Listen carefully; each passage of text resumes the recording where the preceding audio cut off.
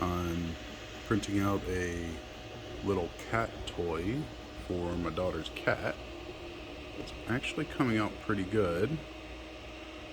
I got this obviously off of Thingiverse, and I didn't really follow, there weren't many instructions, so I'm printing this at 90 millimeters a second. My build plate temperature was at 50.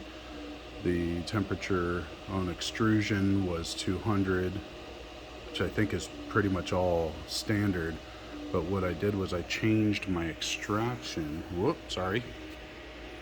I changed my extraction to 4 millimeters distance and a speed of 80. And my print speed's 90. 0.2 layer height. And the wall count I changed from 2 to 3 for strength because I have a feeling one of the dogs is going to play with it. I have a 20% infill density in a grid pattern. My plate temperature is 50.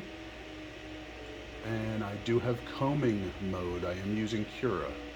So combing mode is set to all, but I do not have Z-hop enabled because this is just a single ball print in place. I'm not doing multiple pieces. And I do have cooling enabled. My fan speed is set at 75%. No supports with a brim adhesion, and my brim width is 8 millimeters. And I only have brim set to the outside, so it's pretty simple. But it is a 3.5 hour print due to the complexity. We're gonna get right in there. Look at how complex that is.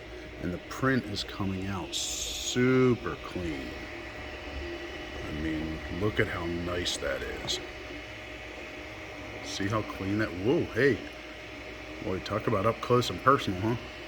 I mean, there's a little bit of blobbing I can see, but not too bad. And I don't have any spidering or webbing effects going on right now, so I'm very happy with the print so far. When I get better at this, I will come back with some more detailed images. Thanks all.